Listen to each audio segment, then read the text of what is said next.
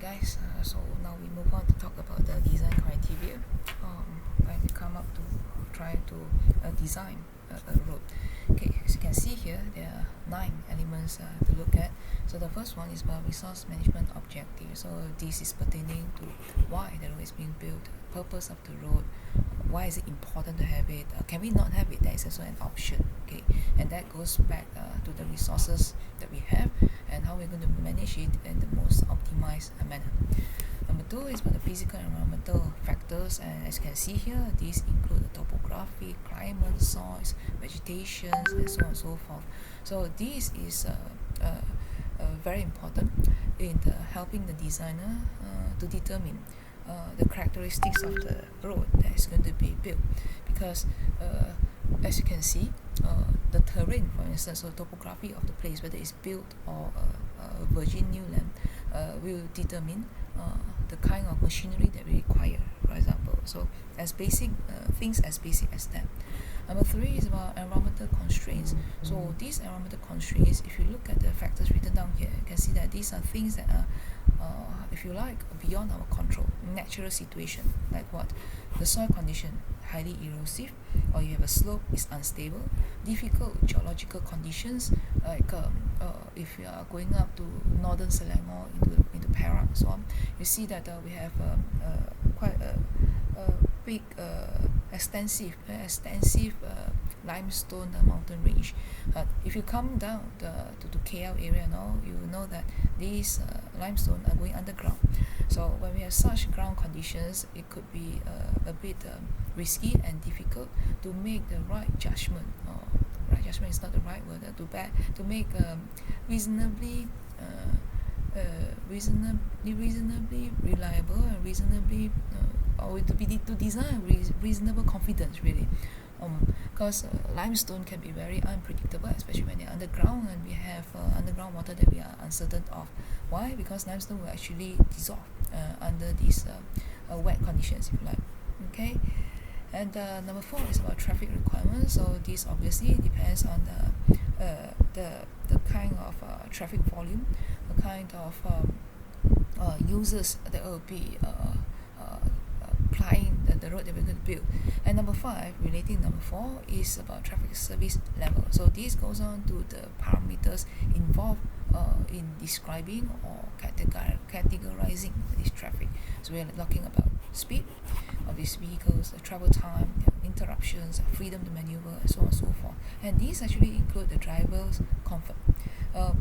You probably have come across roads that when you're driving, say morning you go in one direction to school or to work, in the evening you drive back in the other direction, and it's a pity that every morning you got to face the sun, rising sun. So it's like quite a pain to the eyes to drive all the way having the sun in your eyes, even with sunshades on, with aviator glasses on, or even with your visor down. You still have to face a very penetrating morning sun. And when you're coming back in the evening, you have to find kena pula evening sun. So it's like every day coming up and down this road is quite a painful process. And one typical example is actually the Batu Klang Road, running in front of our main campus in Pai Raja. So I have friends who actually live in Batu. So in the morning when they come down to work, the Pai Raja is really a pain to the eyes, and to a point, it actually causes migraine and quite high stress levels to have to do that. And evening when you go back, you go to face the evening sun. So that kind of the situation, the discomfort to the road users or the drivers, perhaps were unforeseen by the designers in the times when the road was being designed. Right? And number 6, we are talking about the vehicle characteristics, and again this is very much related to number 4 and 5. So it's the characteristics of the vehicles. So what kind of vehicles ply these roads or use these roads primarily? If this road is in a place where you have many oil palm plantation, for example, then you expect quite some heavy loaded trucks to be plying these roads. So and then if you have a 2-lane road, you will expect that the inner lane will be the one that will be damaged faster. Why? Because these vehicles are heavy loaded, they'll be traveling slower, so they'll be keeping on to their left lane, and hence you see the usually this kind of roads, the left lane is a lot more bumpy, a lot more potholes, a lot more uncomfortable to drive on compared to the right lane, right? And automatically you as a driver, you avoid that. And number 7, we're talking about safety, right? The stopping distance, sight distance, the design speed, so on and so forth. Number 8, the road users, and number 9, economics. So you can see the design criteria matters that really common sense, right? And as I said, no need to half out anything here. It's about general knowledge. Okay. Next, it's about design elements. Now, this is important. If I were you, I would start this slide. All right. In general, if we talk about road design, there consists of 5 main elements, as you can see in this slide. The sight distance. How far can a driver see? I'm sure you have come across roads where they are so wavy. Yeah? In the normal terms, wavy means the elevation changes a lot. And there are times that when you are driving uphill, going up the gradient, you really can't tell when the slope will come to the peak, so that you can see what is where is the oncoming traffic, and there is really a certain level of fear and discomfort to you as a driver. So that is about the sight distance. Of course, when you're traveling along a rather flat road, or a road that has very small gradient, then that is not a problem, because the sight distance is still acceptable and comfortable. Right? The horizontal alignment and the vertical alignment, so these are pretty standard stuff. So I'll share with you later in the WhatsApp group the standard manual that all road builders will refer to, regardless whether they are subcon contractors or whatsoever. It's a JKR Aran Kerja. You probably have heard about that. And the latest version that I received actually from my industrial friend is actually a 2013 one. I'll share with you both the 2013 and the previous version, because there are calculated examples in the previous version, whereas in the new version, the 2013 version, there's updated information there, especially for stabilized road parameters. So you can take a look at both. All right, there's no need to fret about it. It's just a reference in case you've been needing that for your PSF, for example, or you may want to refer to that if you happen to go for LI in a road constructor firm, for example, or you work, as I said, go for this JKR road division, right? And the fourth element in designing roads is a combination of both these elements, the horizontal and vertical alignment, and finally it's about the cross section of these elements. So just very quickly, when I talk about the cross section of a road, you probably have noticed that a road, on both sides of it, you see that there are road curbs, betul? Those ketulan-ketulan macam concrete tu, hitam putih tu lah. And you notice that there are little holes for every certain distance, and obviously those little holes are drainage holes to drain away the rainwater. And if a road goes this way, we call cambering, surely, and there are holes, drainage holes on both sides, surely you expect the road to be slanting to the side, betul? So that is what we call cambering, and that slanting to both sides of the roads, that is pertaining to the cross-section element of a road. That is again a standardized parameter.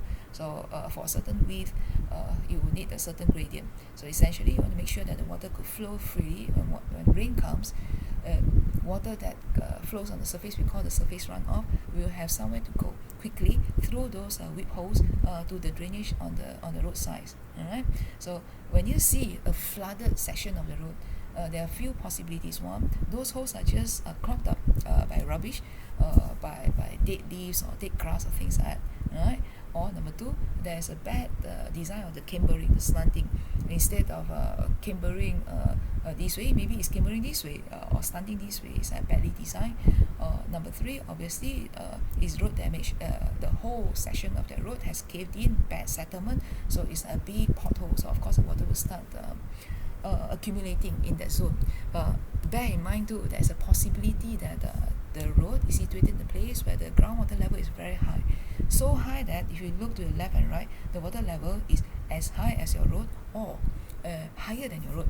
The only reason it's not coming flooding into your road is that you have those curbs holding it back, or there's embankment on the side holding it back. So in such situation, you really can imagine that the roads will be really flooded. Okay.